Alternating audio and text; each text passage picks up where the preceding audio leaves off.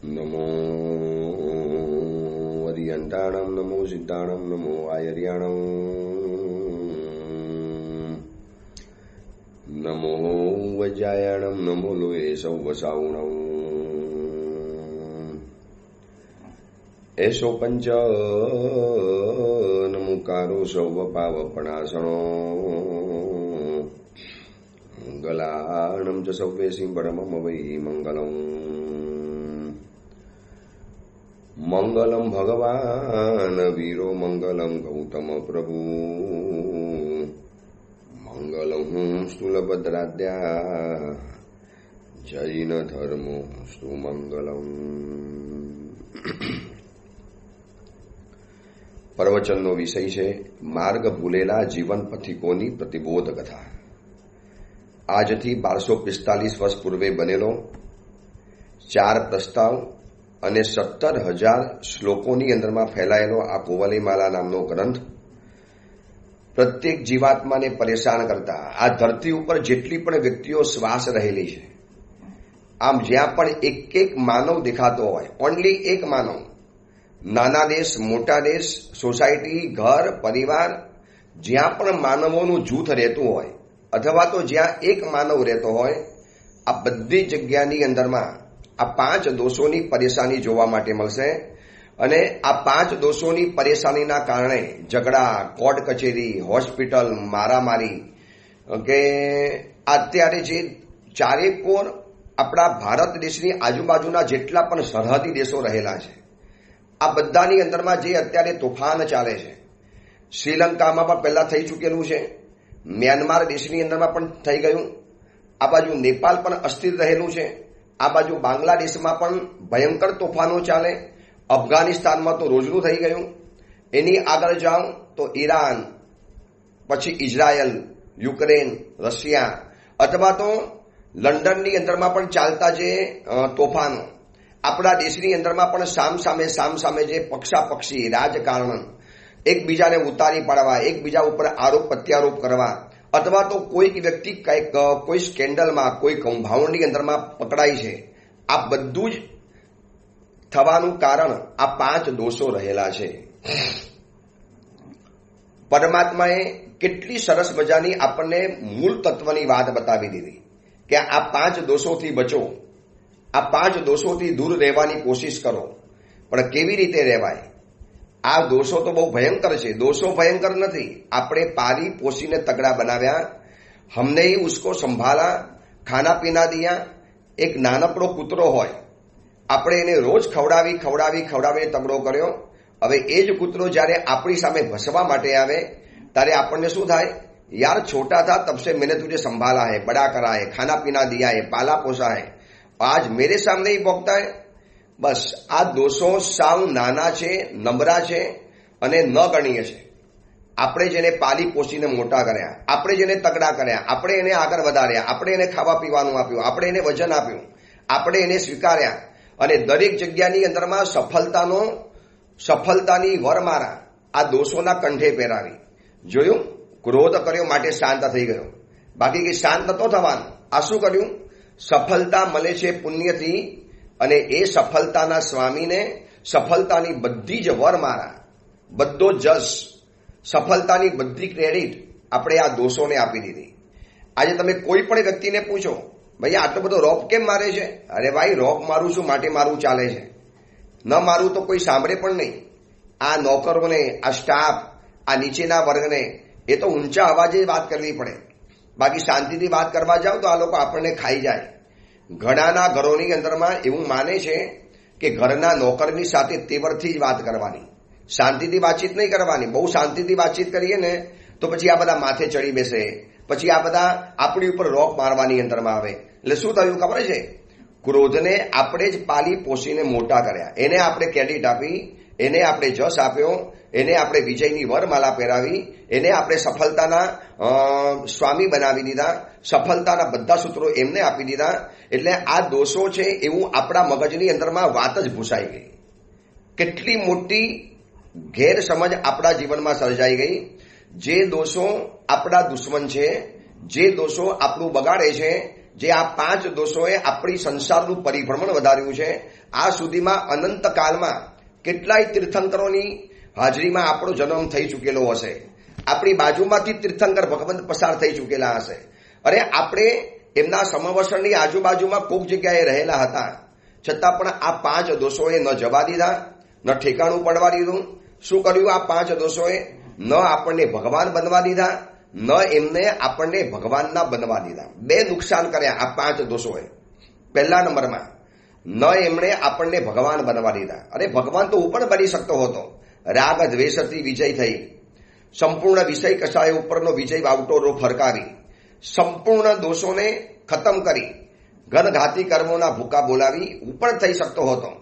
મારી પણ શુક્લ ધ્યાનની ધારા લાગત, ઉપર સપક્ષની માંડી શકત, ઉપર સર્વ કર્મોનો ક્ષય કરી અને મોક્ષની અંદરમાં જઈ શકત.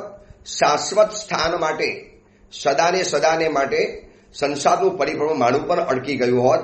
પણ આ 5 દોષો એને મેજ લાવ્યા. હું જ મારા જીવનમાં લઈ આવ્યો. મેં જ એ લોકોને મારા જીવનમાં સ્થાન આપ્યું. આવો ક્રોધ, આવો જરા મને ક્રોધ કરાવડાવો એટલે આ લોકો મારાથી દબાઈ જાય. આ બધી વ્યક્તિઓ મારાથી શાંત થઈ જાય. બસ આ અંદરમાંથી જે પેદા થયું તોફાન, અને એના જ કારણે શું થયું છે કે આ દોષો આપણા જીવનમાં ઘૂસતા ગયા, પ્રવેશ કરતા ગયા. આપણે આપણા જીવનના એક એક ભાગની અંદરમાં એ લોકોને સ્થાન આપતા ગયા. આપણું હૃદયનું સિંહાસન એની ઉપર આપણે જ એમને બેસાડી દીધા. હવે એ માલિક બની ગયા.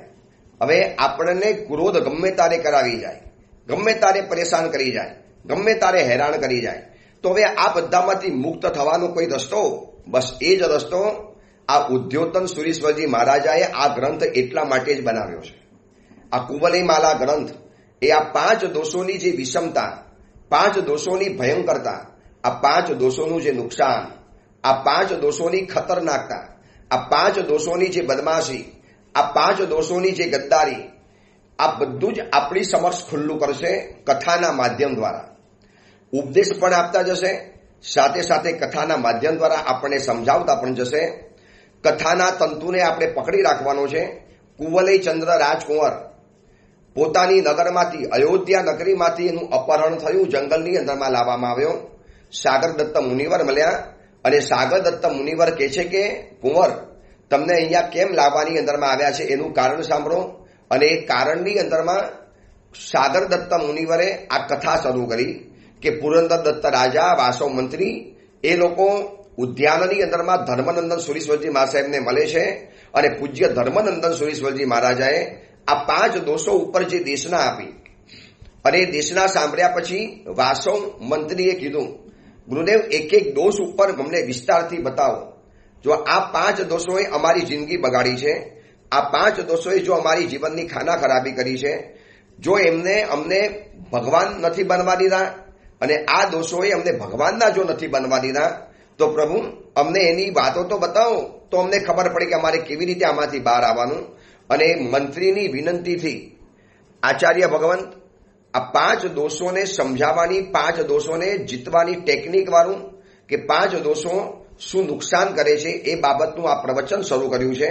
એ બાબતની દેશના શરૂ કરી. એમાં પહેલા દિવસે ક્રોધની વાત બતાવી સભાને, આખું ગામ નગર ભેગું થઈ ગયું. હવે બીજા દિવસે વરી પાછો રાજા મંત્રીને કહે છે, ચલો મંત્રીશ્વર આજે જવું છે આપણે ગુરુદેવ પાસે. અને વાસવ મંત્રીના તો 3.5 કરોડ રૂવાડા ખડા થઈ ગયા.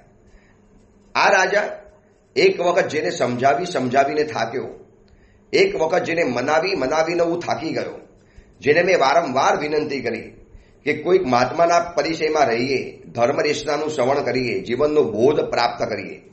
આજે પણ એવા ઘણા જૈનો છે. ચાતુર્માસ શરૂ થઈ ગયું, મહાત્માઓના પ્રવચનો શરૂ થઈ ગયા.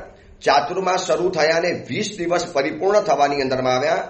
આજે શ્રાવણ સુદ 5મનો દિવસ, નેમનાર પરમાત્માનું જન્મ કલ્યાણ, બરોબર માસ ઘરનો દિવસ.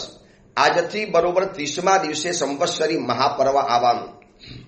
અને સંવત્સરી મહાપર્વને માત્ર હવે 1 મહિનો બાકી છે, ઓનલી 1 મંથ. અને છતાં પણ હજી ઘણા લોકો પ્રવચનોમાં જતા નહીં હોય, શિબિરોમાં જતા નહીં હોય, આરાધનાની અંદરમાં જોડાતા નહીં હોય. કેમ નથી જોડાતા? બસ આ 5 દોષોની ગુલામી, નથી જવું, મન નથી, ઈચ્છા નથી, મૂડ નથી, આ બધું હું માનતો નથી, મને આ બધું ફાવતું નથી, આ બધું સ્વીકારતો નથી. બસ આવા જ કોઈને કોઈ દોષો દ્વારા આ હાલત થવાની અંદરમાં આવી અને એની સામે મંત્રીશ્વર વિચારે કે એક વખત રાજા ગુરુના પરિચયની અંદરમાં આવ્યા અને કેવા જોડાઈ ગયા. આજે સામેથી કે છે ચલો રાજન તૈયાર છું, અને રાજા અને મંત્રી તૈયાર થયા પરિવાર સાથે, નગરજનો સાથે. ગઈકાલે જે લોકો આવેલા એ લોકોએ કીધું નગરજનોને કે આવા જેવું હતું, બહુ સરસ વાતો બતાવી. જે ક્રોધ મને તમને હર ક્ષણ, હર ઘડી, હર કદમ પર, હર જગા પર, પ્રત્યેક પલે જે ક્રોધ આપણને પરેશાન કરે છે એ ક્રોધની બાબતો બતાવી.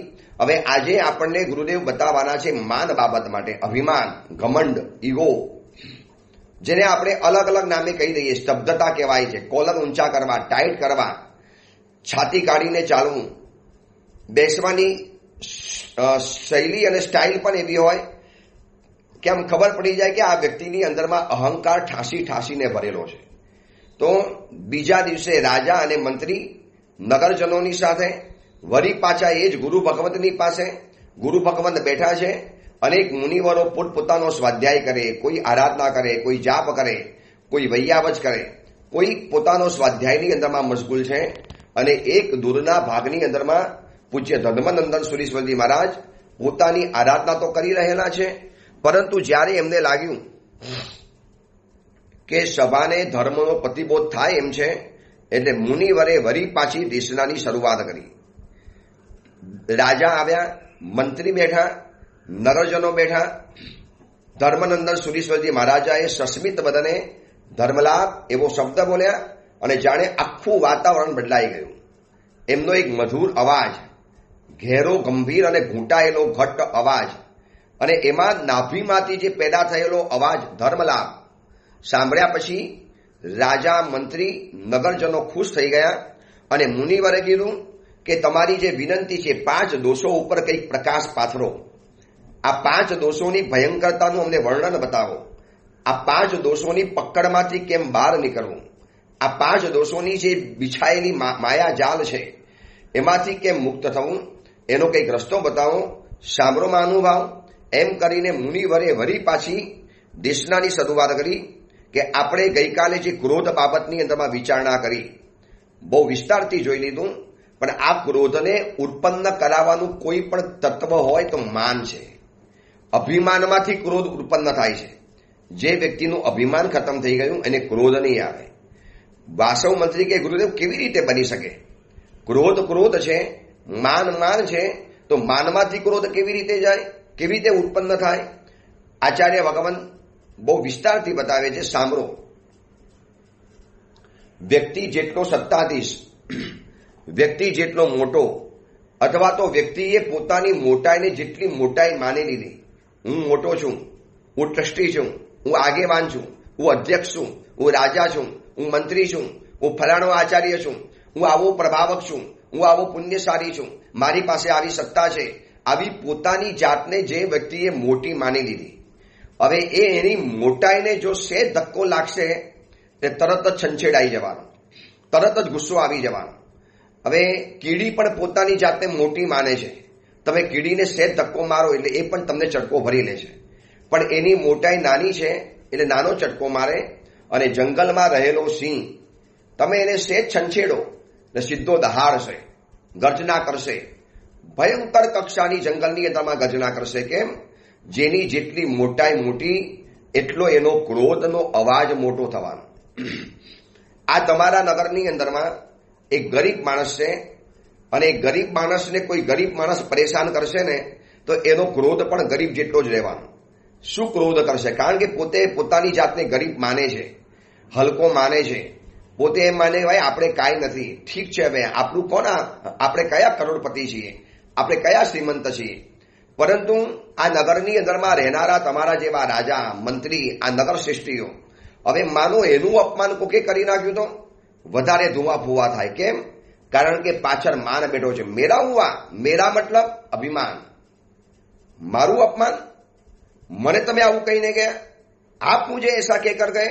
આજે અંદરમાંથી મેં, મારું, હું, મુझे, મને, આ બધા શબ્દો જે નીકળે છે ને, આ બધા અહંકારને બતાવનારા શબ્દો છે. અને રાજન, આપણી બોલચાલની ભાષામાંથી મને, મારું, મેં, આ 3 શબ્દોને કાઢી બતાવો. આપણે શબ્દોનો પ્રયોગ જ નહીં કરી શકીએ.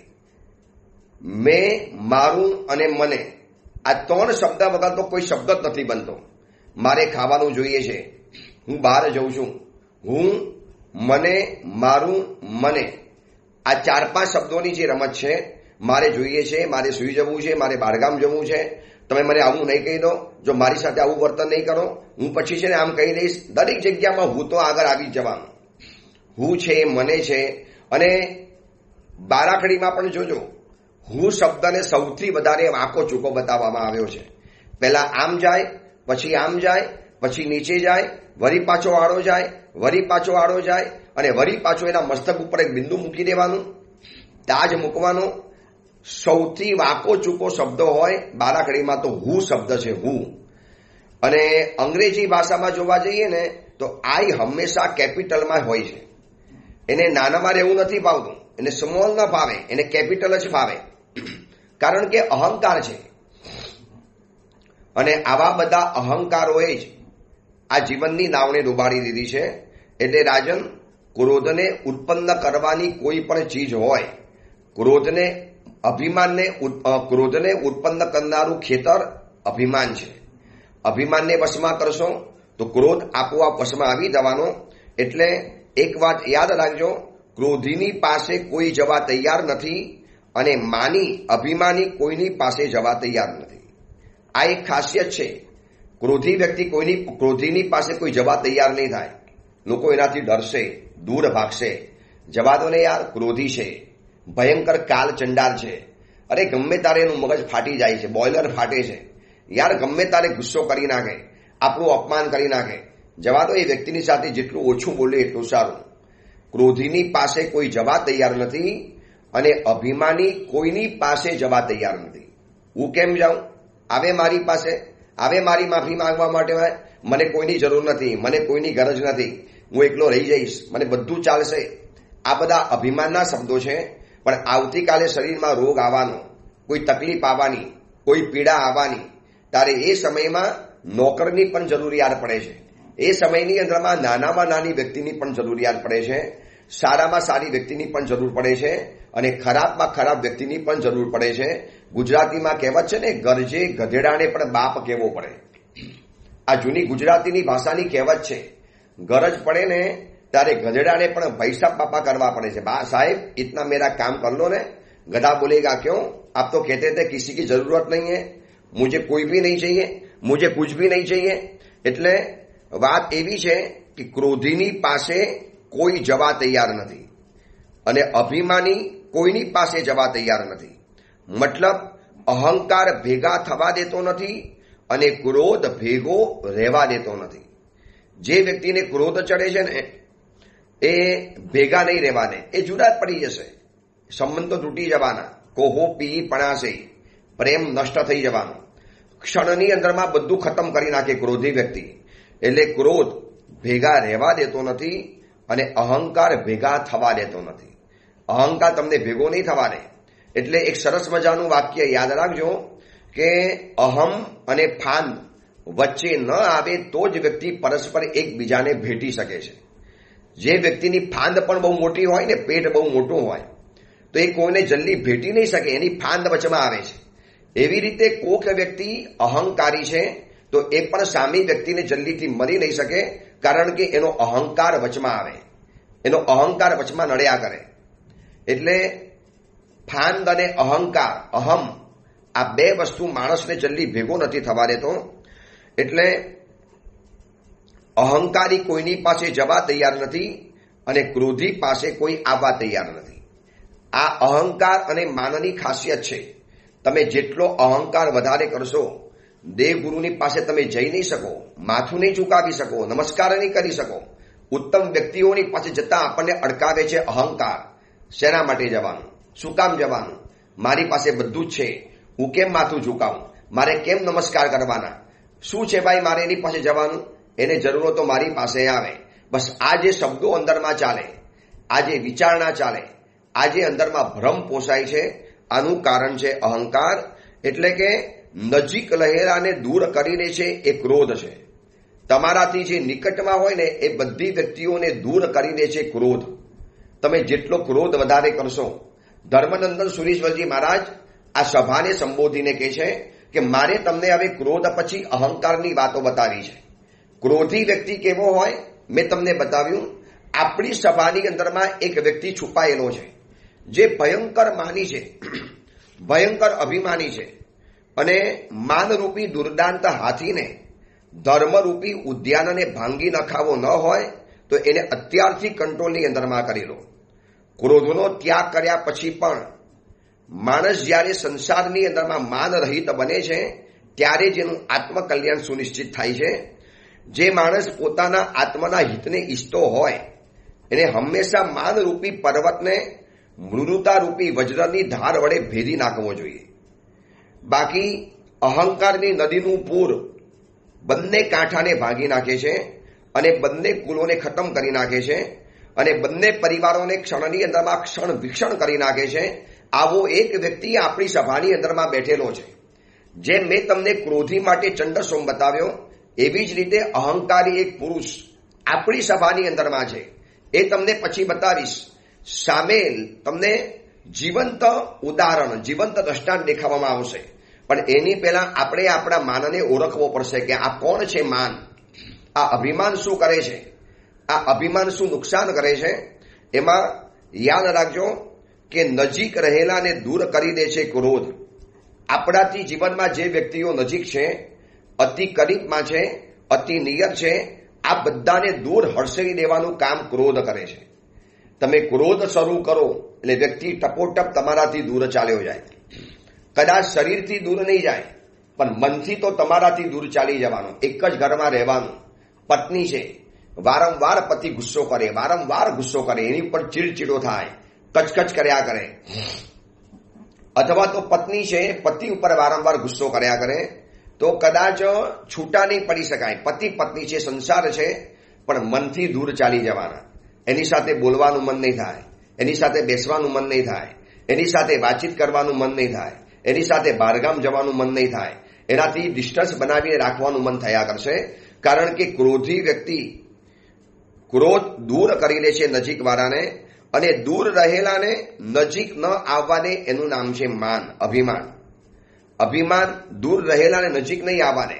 એનો અભિમાન છે ને લોકોને પરેશાન કર્યા કરે. એનો ઈગો મસાજ, વારંવાર પોતાની બડાઈ, વારંવાર પોતાની તારીફ, વારંવાર પોતાની પ્રશંસા. એને વારંવાર એટેન્શન જોઈએ. બસ મને મહત્વ આપો, મને કેન્દ્રમાં રાખો, મને સેન્ટર પોઈન્ટની અંદરમાં રાખો. બસ મારી સાથે વાતચીત કરો, હું જ છું, બીજા કોઈ નથી. બસ મને પૂછવાનું, મારી પાસે આવવાનું. તમે એને સહેજ ભાવ ઓછો આપ્યો, થોડી ઘણી એની સાથે વાતચીત ઓછી કરી અને એના મનની અંદરમાં જે રોષ અને દ્વેષ પેદા થઈ જાય તમે વિચારી પણ નહીં શકો. એટલે નજીક રહેલાને દૂર કરીને તે ક્રોધ, દૂર રહેલાને નજીક ન આવવા દે એનું નામ છે માન. હવે આવા માનને દૂર કરવો હોય તો પહેલા આપણે એને સમજવો પડશે કે અભિમાન શું કરે છે. અને આ ધરતી ઉપર જેટલા પણ ઘરો છે દરેક ઘરની અંદરમાં એક ઈર્ષાળુ સ્ત્રી અને દરેક ઘરની અંદરમાં એક અહંકારી પુરુષ વસે છે. જેટલા પણ ઘરો હશે ને એની અંદરમાં એક ઈર્ષાળુ, જેને અંદરમાંથી કોકની જેલસી થતી હોય, કોકનાથી જે બળતી હોય એવી દરેક ઘરમાં એકાર સ્ત્રી રહેલી હશે. એટલે દરેક ઘરમાં એક ઈર્ષાળુ સ્ત્રી, જેને એટલી બધી ઈર્ષા થાય, એટલી બધી એને કોકની જેલેસી થયા કરે. અને દરેક ઘરની અંદરમાં એક અહંકારી પુરુષ છે. મતલબ એ છે કે સ્ત્રીઓને વધારે પરેશાન કરે છે ઈર્ષા અને પુરુષોને વધારે પરેશાન કરે છે અહંકાર, માન, અભિમાન, ઘમંડ. એ વધુમાં વધુ પરેશાન કરે. એટલે દરેક પતનના મૂળની અંદરમાં એક અહંકાર, અભિમાન જોવા માટે મળશે. અભિમાન આવતીકાલનું પતન છે. આવતીકાલે પતન ન પામવું હોય તો અભિમાનથી દૂર ચાલ્યા જાઓ. વરના જોઈ લો રાવણ, જોઈ લો કંસ, જોઈ લો દુર્યોધન. આ બધાના જે પરિવારો ખતમ થયા. કેટલો મજાનો પાંડવો અને કૌરવોનો પરિવાર હતો. કેટલી સમૃદ્ધિ, કેવી શક્તિ, કેવી તાકાત. આર્યાવર્તની આ સર્વશ્રેષ્ઠ પુરુષો હતા. પણ તીનો ગયે, માન, અભિમાન, પરિવાર, ધન, કૌટુંબિક સંપત્તિ બધું જ ખતમ થઈ ગયું માત્ર એક અહંકારના કારણે. એટલે આચાર્ય ભગવાન સભાને બતાવે છે અને આપણે પણ એમાંથી શીખવાનું છે કે જો આપણને નાની નાની બાબતોનો અહંકાર પરેશાન કરતો હોય, ઘરનો હું મોટો છું, બધાએ મને પૂછવું જોઈએ, ઘરની હું સાસુ છું, બધાએ મને પૂછવું જોઈએ, ઘરની મોટી પુત્ર વધુ છું, મને આટલા અધિકારો મળવા જોઈએ, મને આટલું મળવું જોઈએ, એ સમયે વિચારવાનું કે આવા અભિમાન કરતા મારે મારું પુણ્ય વધારવું પડે. પુણ્ય વધાર્યું હશે તો લોકો તમને સામેથી પૂછવા માટે આવશે, સામેથી મળવા માટે આવશે, સામેથી તમારું સરનામું પૂછતા આવશે, એડ્રેસ. બાકી તમે ગમે એટલા તમારા એડ્રેસ છપાવો, સ્ટીકર છપાવો, કોઈ કદાચ તમને પૂછવા માટે પણ નહીં આવે. એટલે અભિમાન એ આવતીકાલનું પતન છે. વિભીષણે રાવણને સમજાવ્યા હતા, મોટા ભાઈને, કે મોટા ભાઈ અહંકાર છોડીને રામને એમની પત્ની સોંપી દો ને. આ પરાઈ સ્ત્રી છે, 12 વર્ષથી તમારી બની નથી, તમારી સામું જોવા તૈયાર નથી. સીતા મરી જશે પણ તમારી ક્યારે પણ નહીં થાય. મોટા ભાઈ આપણું કુટુંબ ખતમ થઈ જવાનું, આપણો રાક્ષસ વંશ ખતમ થઈ જવાનો, આ સોનાની લંકા ખતમ થઈ જવાની. મોટા ભાઈ હાથ જોડીને કહું છું. તારે વિભીષણે કીધું કે ઠીક છે, તારી વાત સાચી છે, સીતા હું પાછી સોંપીશ તો ખરો રામને, કારણ કે સીતા મારી બનવાની પણ નથી, મારી ક્યારે થશે પણ નહીં. પણ હવે એમને એમ નહીં આપું. રામને પહેલા યુદ્ધમાં બોલાવીશ, યુદ્ધમાં હરાવીશ, પગમાં પાડીશ અને કહીશ, લે આ તારી સીતા, જા ઉપાડી જા, મારી મહેરબાનીથી મેં તને તારી સીતા પાછી આપી છે. એ વખતે વિભીષણ કે સાહેબ બહુ મોડું થઈ જશે, બહુ વિનાશ સર્જાઈ જવાનો, બહુ ભયંકર આફત આવી જવાની આપણા નગર ઉપર. આટલો બધો અહંકાર નહીં કરો, છોડી દો, સામેથી સોંપી દો સીતાને. તમારે આપવી છે તો શું કામ યુદ્ધ કરાવડાવો, શું કામ આટલી લોકોની જાન હાનિ કરાવડાવો છો? પણ ન માન્યા જી રાવણ, અને ન માન્યા એનું જોઈ લો કે શું હાલતની અંદરમાં છે. અને આજે આખી દુનિયાની અંદરમાં રાવણના પુતળા જલે છે. રામના તો લોકો મંદિરો બને છે, પણ રાવણને આજે જલાવીને સાફ કરવાની અંદરમાં આવે છે. શું મળ્યું? અહંકાર કરવાના કારણે. અને આ બધા ક્ષયોક્ષમ ભાવના ગુણો છે આપણી પાસે. આપણી પાસે હોશિયારી હોય, રૂપ હોય, ઐશ્વર્ય હોય, સંપત્તિ હોય, કે લોકો સત્કાર કરતા હોય, આ બધું જ ક્ષયોક્ષમિક ઘરનું છે. કોઈ ક્ષાયિક ભાવ નથી. કર્મનો ઉદય છે, સૂર્ય છે માટે પડછાયો પડે છે, પુણ્યનો ઉદય છે માટે આ બધી બોલબાલા દેખાય છે. જે દિવસે પુણ્ય પરવારી જવાનું, આ બધું જ ભેગું ચાલી જવાનું. તો રૂપનો અહંકાર, સત્તાનો અહંકાર, બલનો અહંકાર, આ જે 8 મદ છે, મદ 8 તે મહામુનિ વારીએ, જે દુર્ગતિનો દાતારો ને દુર્ગતિને આપનારા 8 મદ છે, એનાથી દૂર રહેવું પડશે. એટલા માટે દરેક અભિમાન એ આવતીકાલનું પતન છે. આ ખાસ ધ્યાનની અંદરમાં રાખવા જેવું છે.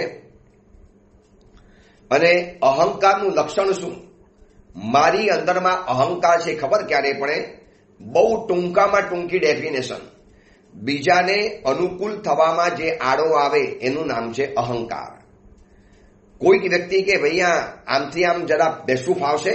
શું કામ મારે બેસવાનું? હું શું કામ જાઉં? તમે ખસી જાઓ, પહેલા હું આવ્યો છું.